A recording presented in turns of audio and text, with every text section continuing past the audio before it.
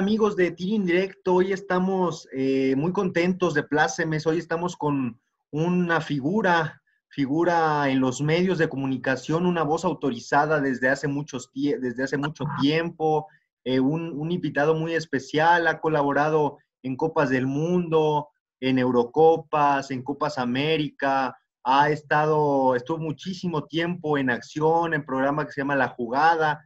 Y ya sin más preámbulo, hoy está con nosotros el señor Eduardo Treyes. ¿Cómo está? Mucho gusto. Buenas tardes. No, buenas tardes para ti ahí y para toda la gente allá en San Luis Potosí, en donde te encuentras. Un saludo para la gente que sigue tu programa. Me decías Tiro Indirecto.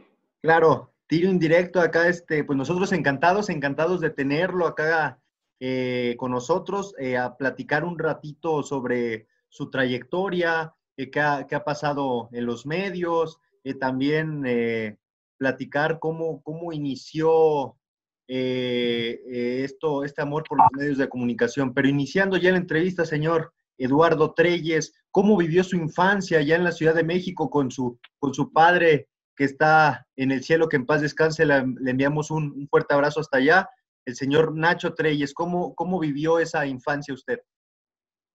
Mira, a partir de mi nacimiento y hasta tal vez los 8 o 9 años, una vida como cualquier familia aquí en la Ciudad de México o en cualquier parte de la República Mexicana. Con 3 hermanos, éramos 4, mi mamá, mi papá, y te hablo desde mi nacimiento hasta los 8 o 9 años, que es a esa edad cuando me empiezo a dar cuenta que mi padre, que empieza a tener un lugar en el fútbol mexicano como técnico de fútbol, me empieza a dar cuenta que mi padre va encaminado a una trayectoria interesante y eso empieza a marcar diferencia en cuanto a lo que significaba de pronto uno en la escuela, en la primaria, más incluso en la secundaria. Y en la medida que va creciendo de pronto el papá de una persona en un ámbito público, en automático el hijo se vuelve de alguna manera un centro de atención, a veces para bien, a veces para mal, porque así es el ser humano, ¿no? Claro. Así que a partir de esa edad me fui adentrando en el fútbol, en el deseo de estudiar y jugar fútbol, pero con el paso del tiempo terminé por integrarme de lleno a lo que me permitía estar ligado al fútbol por mucho tiempo, como ocurrió, que es los medios de comunicación. En aquella época, en mi generación, tú eres muy joven, para toda la gente muy joven, en mi época era simplemente el periodismo, en la actualidad es comunicación, redes sociales. He vivido todas esas etapas, pero a partir de esa edad y la adolescencia, y hasta los 20 años más o menos, empecé ya a trabajar en medios de comunicación y me fui desarrollando poco a poco, pasando por los 3 medios que era la prensa escrita, la radiofónica y mi objetivo era la televisiva, y hasta ahí llegué y ahí estuve pues un rato, fueron más de 35 años trabajando en televisión, y en la actualidad estoy muy contento de hacerlo en redes sociales, que lo he dicho ya en varias ocasiones, es una evolución de los medios de comunicación, hablando de lo último que es la televisión. Claro, señor Eduardo, como usted lo mencionaba, le tocó ya una etapa cuando estaba usted, era un niño, ya mencionaba que tenía 8, 9 años, que veía a su papá crecer ya como técnico, pero ¿cómo vivió esa etapa de, usted acompañaba a su papá al estadio, iba a verlo entrenar con los muchachos, después de los partidos iba con usted ahí a los entrenamientos. A los entrenamientos y al ¿cómo se llama? Ay, se me fue la onda del vestidor, lo llevaba al vestidor con los muchachos, se lo presentaban a los jugadores en ese tiempo que dirigía su padre. ¿Qué hacía usted? No, nada de eso, ¿eh? Mi papá, por alguna razón muy particular, porque yo más adelante me encontré con hijos de técnicos de fútbol, okay, de esta época, en que sí constantemente aparecía el técnico con el hijo en entrenamientos, sí, conviviendo con jugadores, Nunca en un vestidor, pero sí en el hotel de concentración.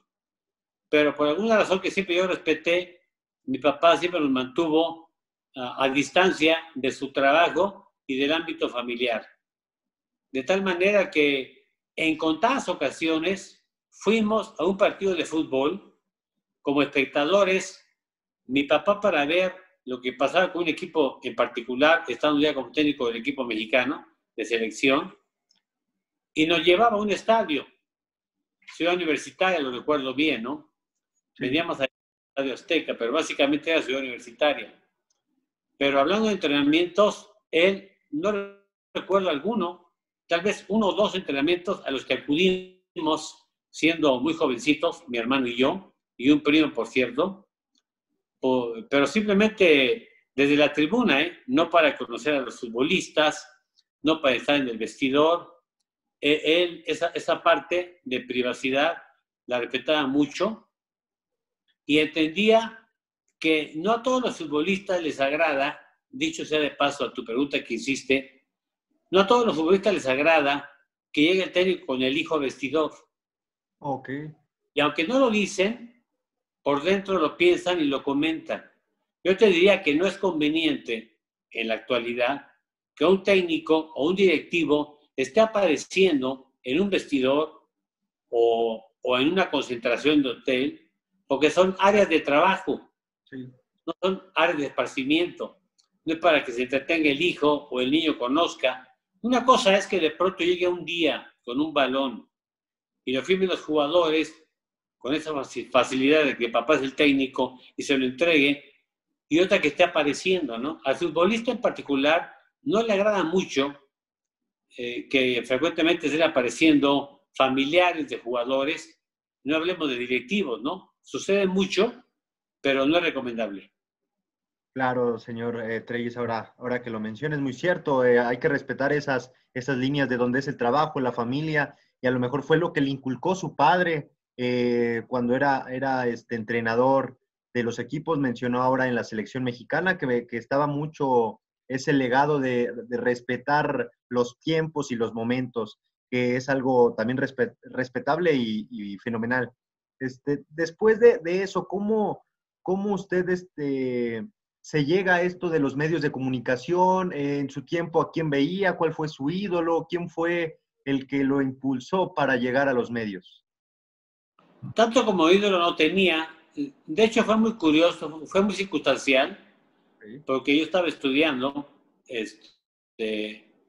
y participé en un torneo de fútbol que se llamaba el Torneo de los Barrios, tú no habías nacido, que organizaba un diario deportivo y de información general aquí en México, y yo participé jugando fútbol en ese torneo, y a raíz de jugar en un equipo de fútbol de ese torneo, que organizaba en aquel entonces el viejo Heraldo de México, que ya retornó en la actualidad Sí. con ideas diferentes. Aquel Heraldo de México organizaba este evento, este torneo, y de ahí surgió después de un partido la invitación del director de deportes de ese entonces, Raúl Sánchez Hidalgo, si quería yo participar como periodista para aprender, para empaparme de esto hablando de fútbol.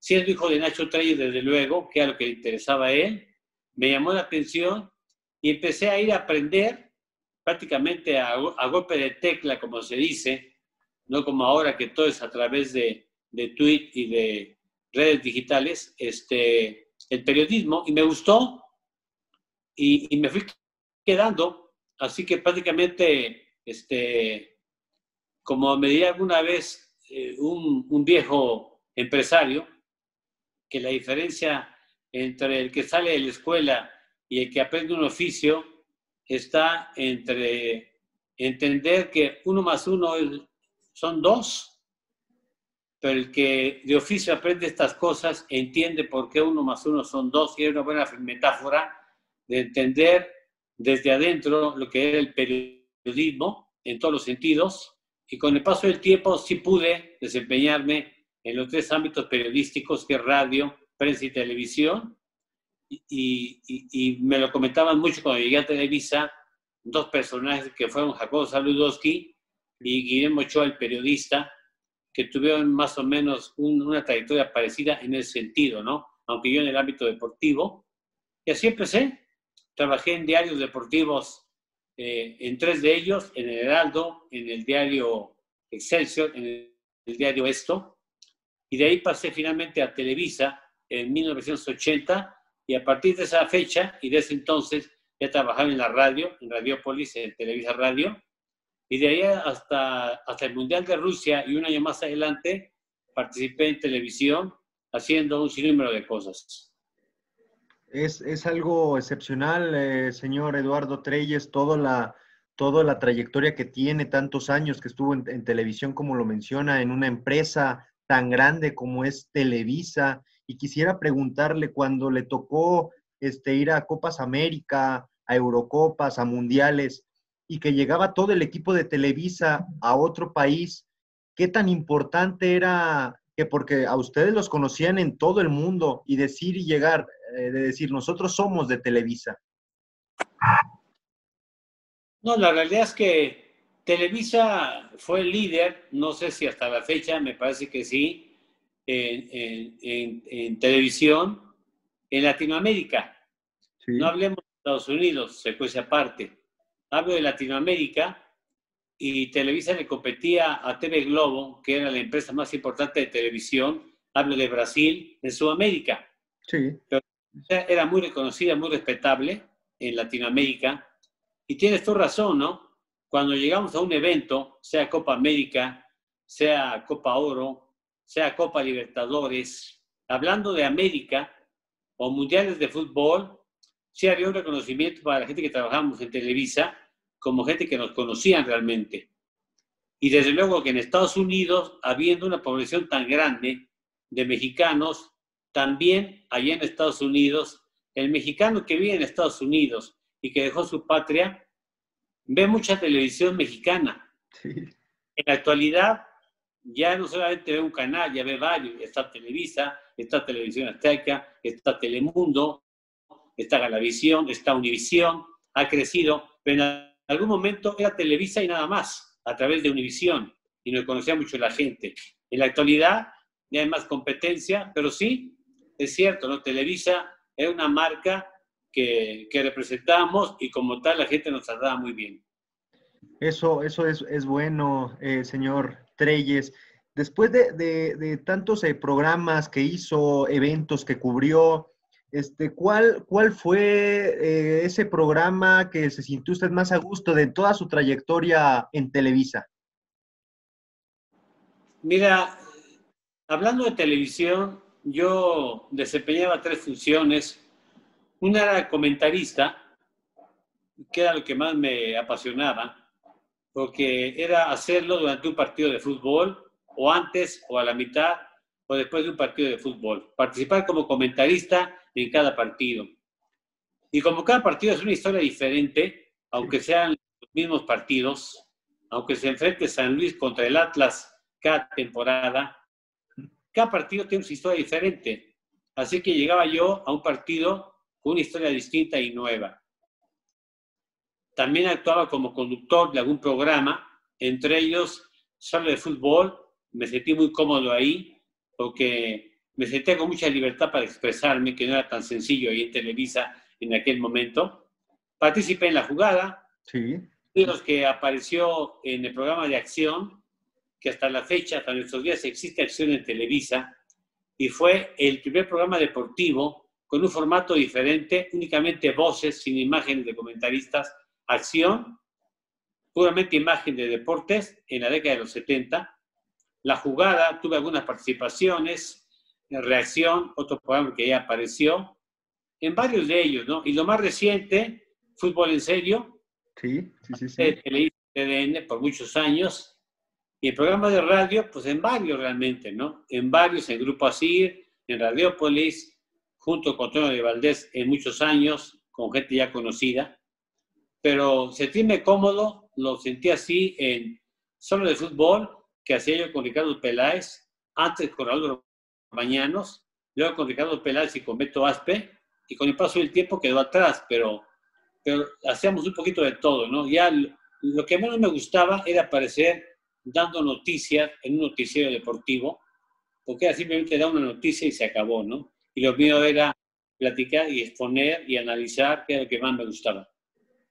Eso es algo extraordinario, señor Treyes, tantas funciones que tenía en tantos programas que participó y ahorita como usted lo mencionaba, en acción, en la jugada, que por mucho tiempo fueron muy vistos, con un rating muy alto en Televisa en ese tiempo. Todavía la jugada se transmitía los domingos en la noche, en un horario estelar donde la gente, los televidentes, podemos observar esos programas que armaban ustedes, que era sensacional, donde pasaban toda la jornada, información deportiva, información de fútbol, incluso ya empezaba en el extranjero, las pequeñas notas que ustedes nos hacían llegar.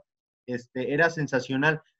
¿Quién armaba ese equipo tan tremendo que tenían ustedes, señor Treyes? No, bueno, había un jefe de deportes que fue cambiando, me tocaron varios jefes de deporte. El primero fue Jorge Berry, que era también comentarista de fútbol americano. Luego apareció Fernando Schwartz. Con el paso del tiempo vino en una etapa Teodoro Cano, que era periodista. Un tiempo con Oscar Bañanos como jefe de deportes, pero muy poco tiempo. Finalmente apareció Javier Alarcón, que estuvo más tiempo como jefe de deportes. Y lo más reciente, Francisco Javier González.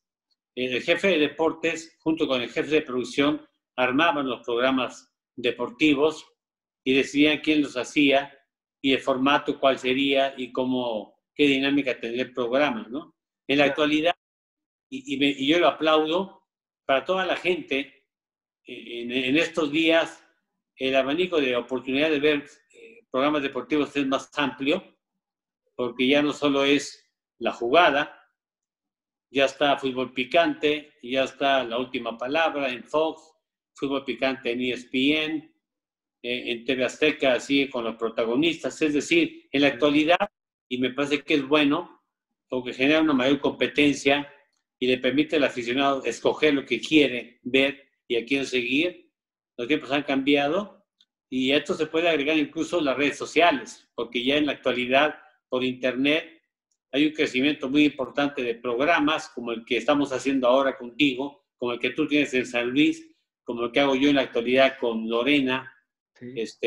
Lunes y jueves. Así que el crecimiento de la comunicación ha sido brutal en los últimos años y para mí es para bien de toda la gente. Es cierto, ya lo mencionaba, a lo mejor usted o ustedes, ese equipo que tenía increíble mucho tiempo en Televisa, les tocó ser mucho tiempo el número uno, el que toda la gente veía ese programa y después, bueno, vinieron otras competencias, como usted ya lo mencionó, otros programas, que es válido, como usted lo menciona, es algo válido, es una competencia sana, pero yo quisiera preguntarle, señor Eduardo, ¿se acuerda cuál fue el primer partido que narró usted ya en una televisora como Televisa en este caso? Mira, fue en radio, Ok. muy cerca del 80, fue en 78-79, y fue un partido del equipo del Atlante en el Estadio Azteca. No recuerdo el rival, pero sí recuerdo que era el Atlante el local. Y lo recuerdo porque entrevisté a un integrante del equipo del Atlante en la radio, en mi presentación en medios de comunicación. Estaba yo muy joven. ¿Le tocó hacer cancha ese día? Cancha, exactamente. Ok. Creo que todos empezamos en la cancha. Actualmente es diferente, pero sigo observando que en los medios de comunicación, en la actualidad, que transmiten fútbol, que ya se están repartiendo las transmisiones, los canales. Ya no Televisa tiene todos los equipos, sino ya están repartidos. Ya transmite Televisa un partido y el mismo lo puedes ver en TV Azteca o en ESPN o en Fox. Ya va creciendo eso también. Y sigue apareciendo el nuevo, o el que va empezando en cancha. Es donde empiezas a foguearte, a entender lo que es la comunicación, a soltarte un poquito. Y yo recuerdo que cuando empecé ya en televisión, propiamente hablando, en cancha, me tocó una primera transmisión con Don Ángel Fernández como narrador, que era un figurón en Televisa. Y al terminar el partido en el que yo participé como reportero de cancha, él me preguntó, ya saliendo del estadio, que si yo era hijo de Nacho Trey, le comenté que sí, y me dijo, yo te escuché y yo pienso que muy pronto vas a dejar la cancha, por lo que te escuché y vas a estar aquí arriba. Y tuvo voz de profeta porque en menos de un año ya estaba yo arriba como comentarista, y entré en el 80 a Televisa, y en el 82 estaba acudiendo al primero de 10 mundiales, en este caso el de España 82, así que fue, diríamos, meteórico el ascenso en ese momento, y de ahí en adelante paciencia y trabajo y constancia y disciplina para mantenerme más de 35 años ahí. Claro que no es nada fácil, ya lo mencionó ahora, estar más de 35 años en una de las televisoras más importantes del país, incluso ya lo mencionó en Latinoamérica, que es muy reconocida esta empresa Televisa. Retomando un poquito sobre su debut en cancha que nos mencionaba para la radio, ¿cuál fue la impresión de usted? Ya nos mencionaba que fue en el Estadio Azteca con el Atlante, pero ¿cuál fue la impresión de Eduardo Treyes cuando entra a la cancha del Azteca, cuando ve a la gente, a las porras, alentar a los equipos y ver hacia el pasado y decir, wow, un tiempo lo veía en la televisión y ahora estoy en la cancha del Estadio Azteca?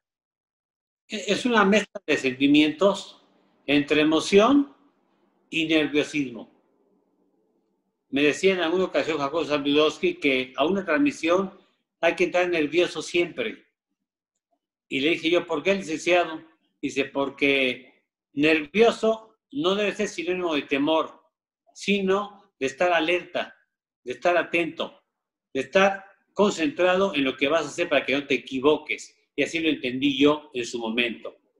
Pero en aquella primera aparición que yo hice, y para la gente que lo va a hacer, se entra nervioso, es lógico, tu primera aparición, mucha gente te está escuchando y tú lo sabes que si te equivocas te pueden señalar y se va aprendiendo en el camino todo eso y se va superando, ¿no?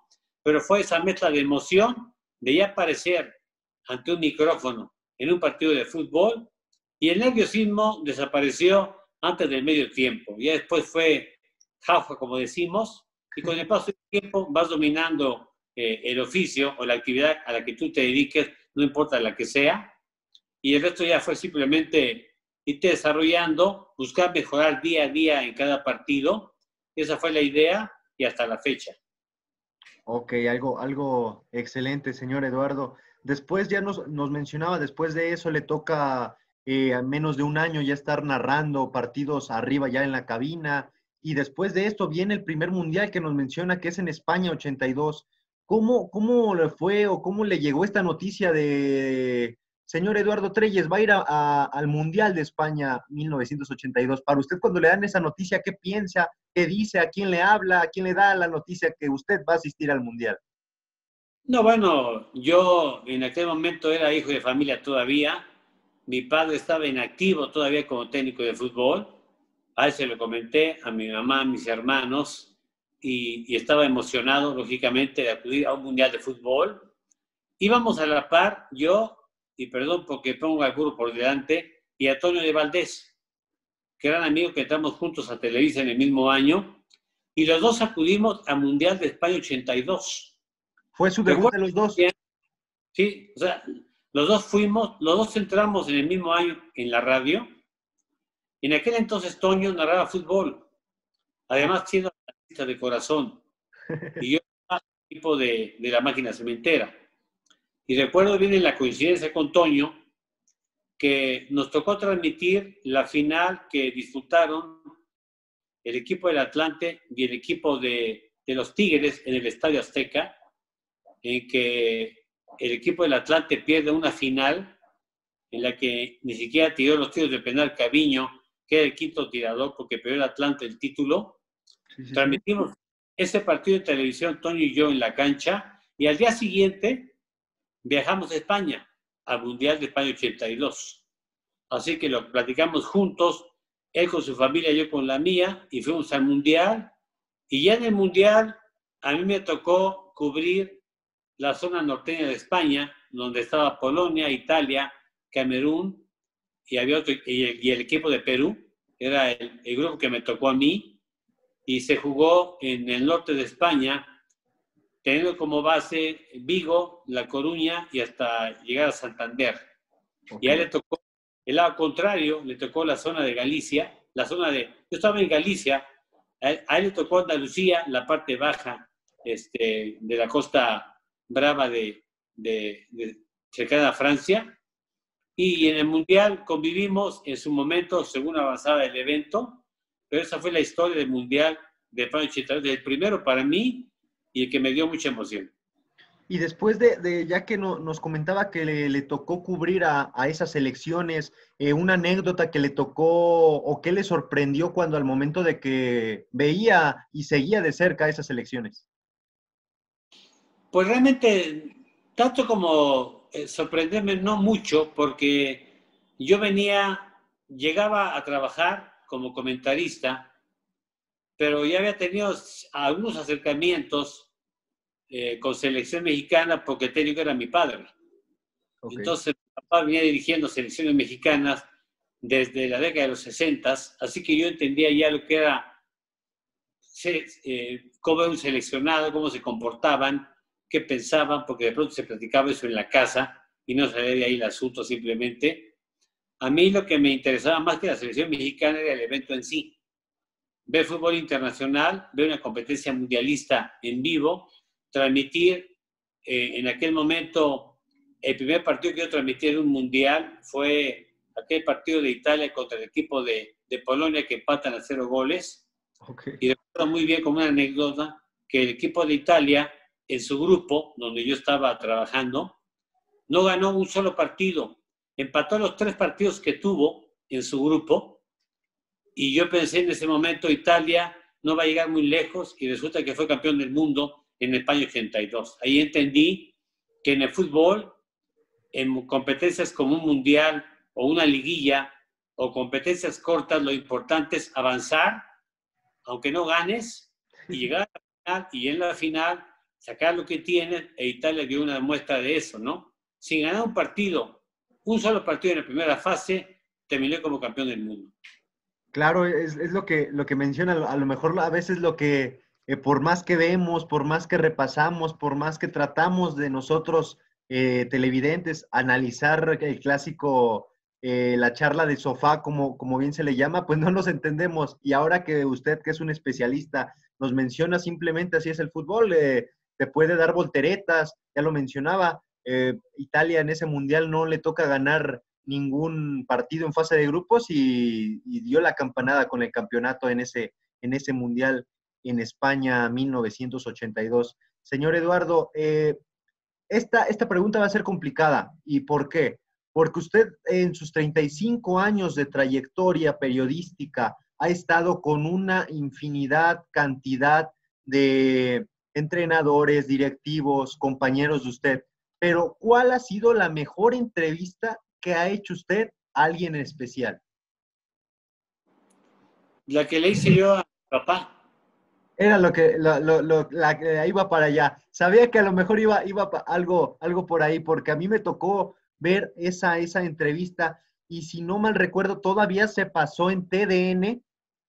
¿En TUDN? Sí. Todavía, claro que sí. Yo me recuerdo perfecto esa entrevista. ¿Hace 2 años? Yo te hablo de 2 entrevistas que le hice. Okay. Una ha sido cuando yo entré a trabajar al Heraldo de México, me pidieron que entrevistara a mi papá, y mi papá era técnico de fútbol muy activo con el equipo de Cruz Azul. Y yo lo entrevisté en la casa en la que yo vivía de familia con él. Y le dije, papá, te voy a hacer una entrevista. Y él lo tomó en broma. ¿Cómo vas a entrevistar, hijo? Sí, quiero hacer tu entrevista. Me piden que te haga una entrevista. Así que yo le hice una entrevista en la sala de la casa en la que yo vivía. Y le hice preguntas, algunas que tenían que ver con la vida privada de él, que yo conocía como hijo de él, desde luego, ¿no? Esa entrevista fue muy interesante, larga, fue publicada en el periódico y tuvo éxito. Y la que tú mencionas fue la que le hice cuando cumplió 100 años de edad. Sí, sí, sí. A los 100 años, en Televisa, igual me hicieron la petición de una entrevista.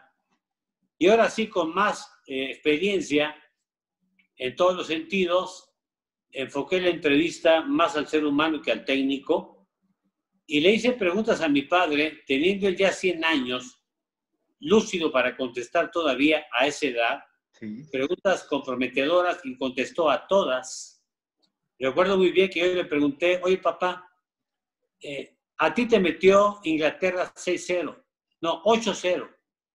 Te metió 8 goles Inglaterra en una gira por Europa, dirigiendo el equipo mexicano. Y fue muy criticado el equipo mexicano y lógicamente el técnico.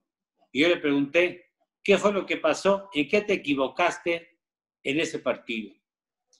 Y su respuesta fue genial, como fue siempre él, ¿no? Siempre tenía a flor de piel la respuesta inteligente y me dijo, mi error fue aceptar jugar ese partido. Y me llamó la atención. Dice, porque si he sabido, si he podido, hubiera dicho, no quiero jugar con los ingleses porque viene su mundial y quién sabe cómo nos vaya. Y así nos fue, ¿no? Muy Claro. lúcido. Y esa entrevista tuvo que ver con los 100 años que cumplió.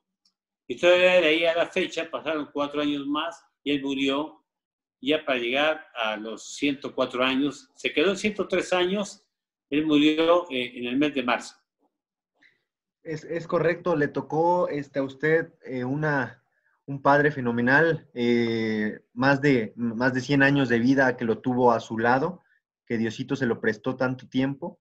Y más, ha de ser algo especial, ¿no, señor Eduardo? Entrevistar a su padre a los 100 años, todavía como usted lo comentaba, con esa esencia que lo caracterizaba a él, esas respuestas que todavía le respondía, era algo increíble. ¿Fue la entrevista más difícil que realizó usted?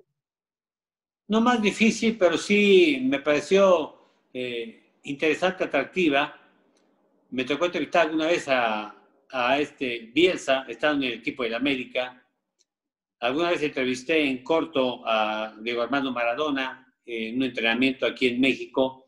Vaya, es muy complicado en 35 años de actividad, como reportero más de 7 años en 24 horas y como comentarista en eventos de toda índole, haces cualquier cantidad de entrevistas, ¿no? Resulta muy complicado hablarte de una en particular, pero sí recuerdo mucho en la que le hice a mi papá en su momento, y otras como la que le hice yo a Cantinflas, circunstancialmente, okay, un evento en donde junté a Cantinflas y a Mohamed Ali, imagínate, Okay.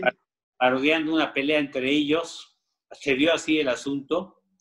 Me tocó entrevistar en un entrenamiento de Julio César Chávez en el Estadio Azteca, me tocó entrevistar porque llegó de pronto, sin aviso, al presidente de ese momento, Salinas de Gortari, una pequeña entrevista que nadie se esperaba y que surgió de la nada.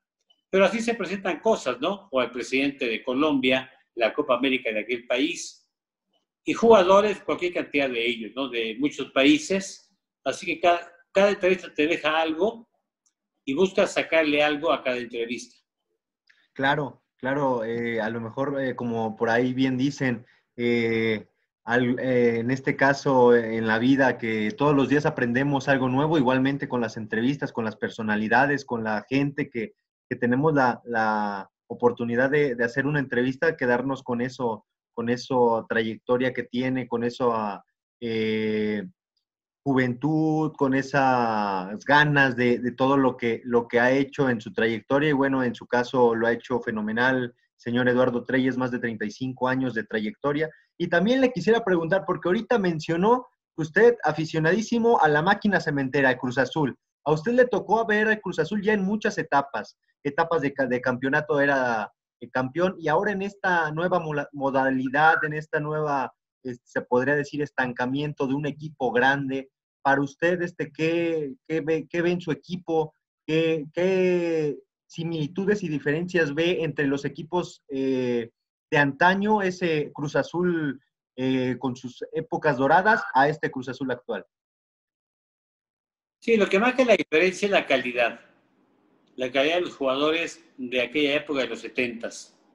En aquella década, la mitad la vi como aficionado o por televisión desde casa, la etapa de Raúl Cárdenas, en que gana 3 títulos, y la segunda etapa, ya empezando a trabajar, siendo mi padre el técnico, con 2 títulos y una tercera final que se pierde del equipo de Pumas. Pero en ambos casos, en estos 2 equipos, en esa década, estaba plagado de figuras, de grandes jugadores, de gran calidad. Y competía así contra gente como la que tenía el equipo del América, que era el rival a vencer en ese momento. Chivas en aquella década no pintaba simplemente, a pesar de que aportaba gente al equipo mexicano. En la actualidad, el equipo cementero se está viviendo una situación muy complicada, ¿no? No obstante, si hablamos de los últimos 20 años o más, hablamos de tal vez 24 años desde su último título a la fecha, el equipo me parece que entre por momentos mala fortuna o mala elección de calidad de jugadores, así se ha ido el equipo cementero. Y habrá que reconocer que en estos últimos años ha habido equipos que han sido más certeros en lo que han contratado y que han crecido. El caso de la América, que no pierde vigencia en ser competitivo. Y destacar lo que de pronto han hecho los equipos norteños. Monterrey y Tigres ya son equipos de mucho respeto desde hace ya varios años, con títulos, tanto Monterrey como Tigres. En su momento, el equipo de Santos llegó ya con títulos en el fútbol mexicano. Hasta el equipo de Cholo llegó con un título ya en el fútbol mexicano con Mohamed. Pero actualmente ya es mayor la competencia y va de la mano con las nóminas realmente. En alguna época había dinero, hablando de América, de Cruz Azul, para invertir, buscando calidad, garantizar calidad. En la actualidad hay más de 5 o 6 equipos con poder económico que te pueden hacer competir en cada torneo y tú te das cuenta que en este momento y en los últimos años ser campeón es complicado. Hubo una seguidilla del Toluca, de Necaxa en los 90 o principios del 2000, así que se ha repartido todo. Pero hablando de la máquina cementera y a tu pregunta, le está faltando al equipo cementero encontrar el balance entre la calidad de jugadores y el buen fútbol dentro de la cancha. Claro, señor Eduardo, toca puntos muy importantes. Es cierto, a lo mejor nosotros no nos tocó ver esas épocas doradas de Cruz Azul en los años 70, incluso en la que dirigió su señor padre y salió campeón también. Nosotros a lo mejor nos tocó ya esta parte de Cruz Azul que ha ido en declive durante mucho tiempo. Pero quisiera preguntarle y quiero que me conteste como aficionado cementero.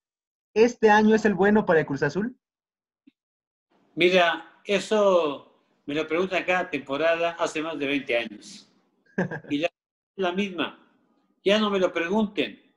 Vamos a ver que se cristalice eso que es un deseo de que siga la máquina cementera.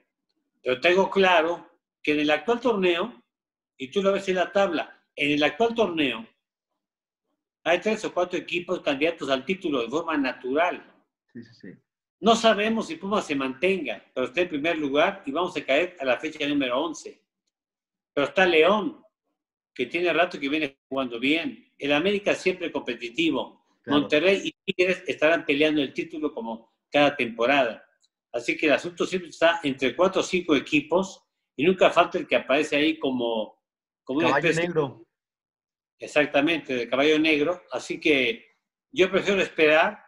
Viene una seguidilla de 3 partidos interesantes, porque se va a encontrar el América enfrentando a Chivas, ¿sí?, a Cruz y a Pumas. Es una prueba para los 4, porque esos 4 equipos van a buscar el título.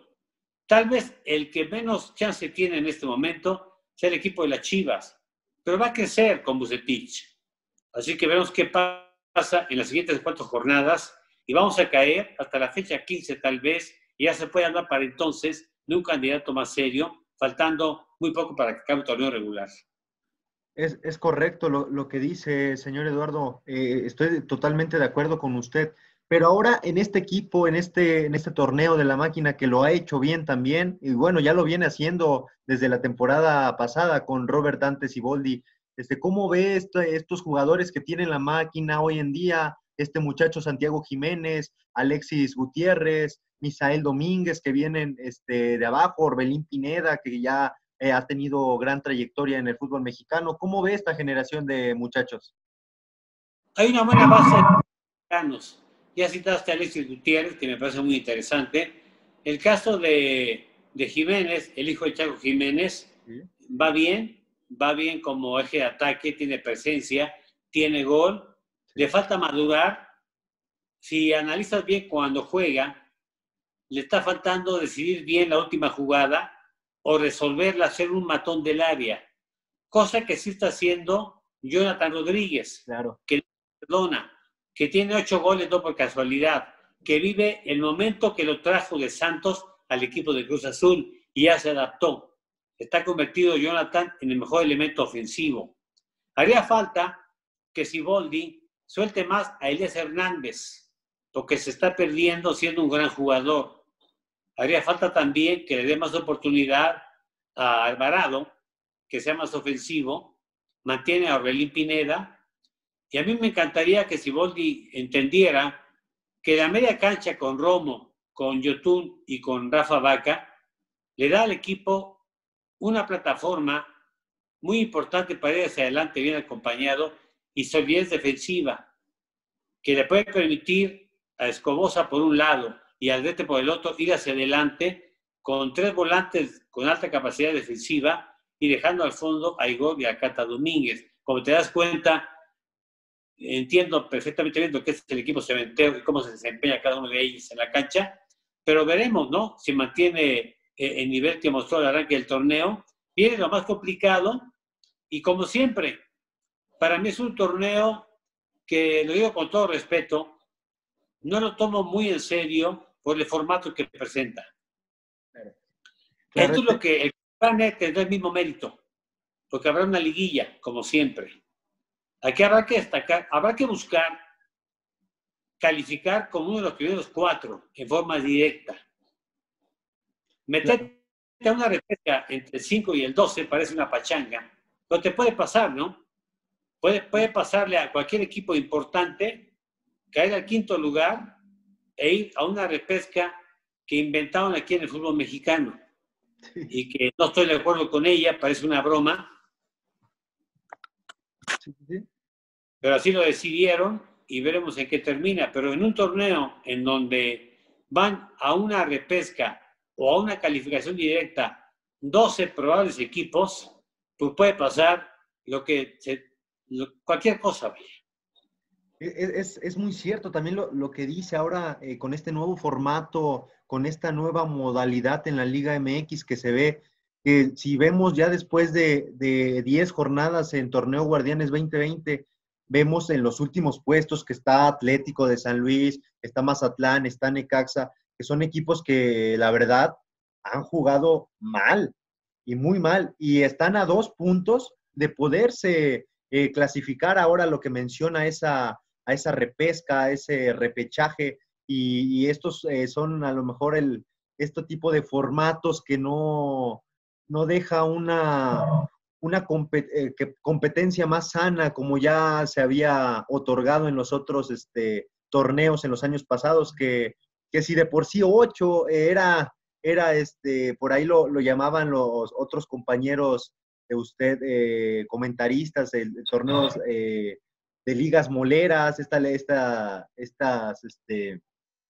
partidos que nomás eran tristísimos, algunos, pero ahora con esta nueva normalidad de liga y esto es algo vergonzoso para la liga, pero también le quisiera preguntar, señor Eduardo, ¿cómo ve también la desaparición del ascenso y ahora esta nueva liga llamada Expansión?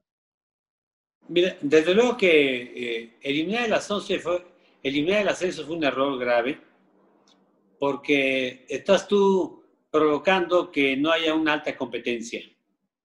Un ejemplo concreto lo están viviendo Necaxa y el equipo de San Luis.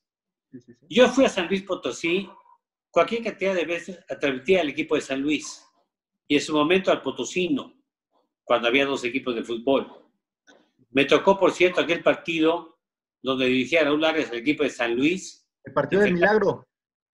En donde si perdía San Luis descendía. Claro. Y resulta que gana el partido y Dorados por su cuenta empata. De 7 Dorados, y San Luis con la victoria califica la liguilla. Sí. Y si mal no recuerdo, llega a la final inclusive. Claro que sí. Lo recuerdo muy bien porque estuve en el estadio. Le tengo cariño a la gente de San Luis porque fui muchas veces. Pero en este momento, tú lo comentaste, el torneo permite este formato que dos equipos que están en los últimos 2 lugares del torneo, con 2 puntos se metan a zona de repesca. Y eso no se puede.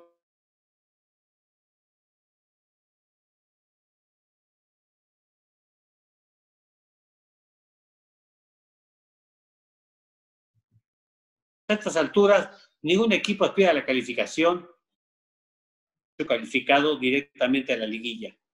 Pero así está el asunto. Yo diría que no es la nueva normalidad, es la nueva anormalidad del fútbol mexicano. Yo espero que esto se mantenga un torneo más y entiendo los porqués, que es la economía. Por el tema de la pandemia, se paralizó la economía en este país, incluyendo el fútbol. Se está buscando reactivar la economía. Están buscando los clubes reactivar sus economías, que ingrese el dinero sin el riesgo de perderlo por un descenso. Lo entiendo perfectamente bien. Pero que no pase de un torneo.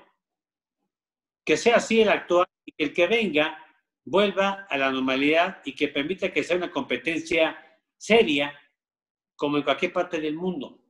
Y que así sea, ¿no? Claro. Curiosamente, el presidente de San Luis, de origen español, él comentó que solamente en México será que de un golpe se elimina el descenso y otras cosas. Sí. Pero mira lo que es la vida. Qué bueno por él, porque si no estaría pensando ahora en el descenso. Es la parte de analogías que a lo mejor a veces uno nos puede causar gracia en esta parte ahora que menciona el San Luis.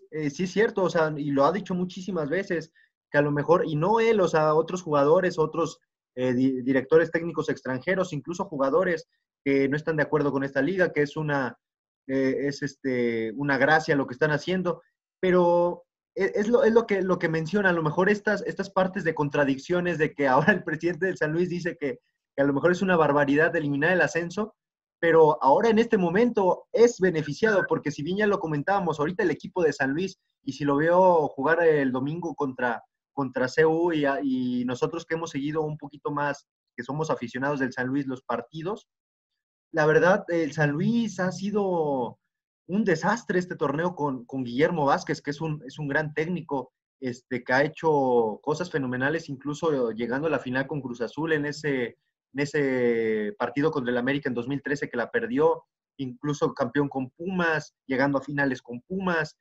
Y la verdad no nos explicamos lo que está pasando ahora con el Atlético de San Luis. Y yo le quisiera preguntar, ahora que mencionó que le tocó estar acá mucho tiempo narrando partidos, cubriendo a los equipos potosinos, ¿cómo ve ahora este Atlético de San Luis? ¿Qué cree que está pasando?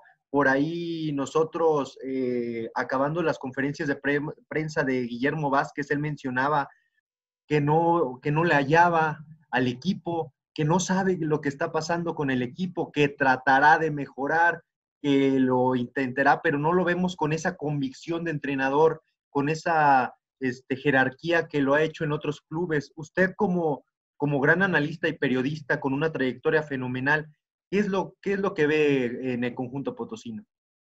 Mira, lo primero es que yo recuerdo que cuando arrancó el torneo, a raíz de la pandemia, que provocó la suspensión del torneo anterior, que se canceló, y la pandemia viene del mes de marzo hasta la fecha, yo recuerdo que el Atlético de Madrid, que es el dueño del San Luis, avisó desde España, porque allá en España también pegó la pandemia igual, que se acaba el presupuesto para el equipo de San Luis acá en México. Y es entendible, porque allá en España también los equipos están sufriendo por mantenerse por la pandemia, porque no hay gente en los estadios, no hay ingresos, el torneo se paró, aunque continuó y terminó con el título del equipo merengue, pero se detuvo.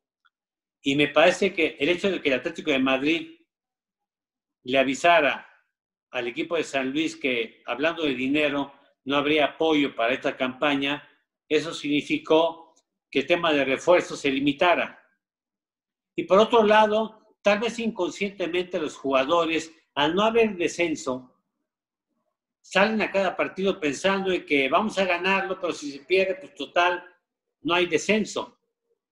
Tendría que meterse en la cabeza de cada jugador, Memo Vázquez, y hacerles ver la importancia del orgullo simplemente de la playera que porta y de lo que espera la gente de San Luis de su equipo, aunque no vaya al estadio.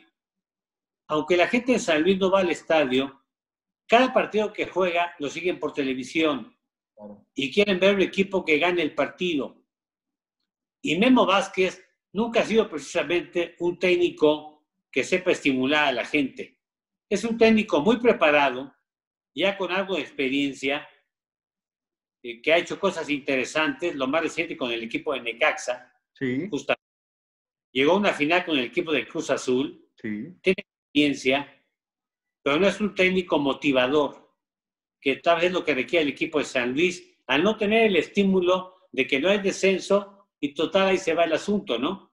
Y el directivo piensa diferente. El directivo de San Luis sabe que quedar en último lugar significa 120 millones de pesos. Claro. O en penúltimo, cantidad menor. Pero no es lo mismo pagar esa cantidad que les va a pegar al que sea, por el momento económico actual, no es lo mismo eso a descender. Porque una franquicia que desciende se va a más de 15 millones de dólares. Nada tiene que ver con 120 millones de pesos. Así que habría que, yo, en el lugar de la gente de San Luis, habría que resolver en forma tripartita el asunto. Directivo, cuerpo técnico y jugadores, reunirse y convencerse de qué se trata. Que hay que salir a ganar. Que se cobra no por entrenar, se cobra por entrenar bien para que el domingo se busque ganar el partido. Y hay que reconocer algo, Yair. Sí. Contra Pumas, el equipo de San Luis merecía más. Claro. En ese partido en particular, el equipo de Pumas estuvo muy preocupado en su defensiva. San Luis pudo anotar por lo menos un gol o dos, no lo hizo, merecía más, pero por merecimiento no se gana nada. Veremos si con este partido, que se ve que tiene más de lo que pensamos, logra algo en su siguiente partido.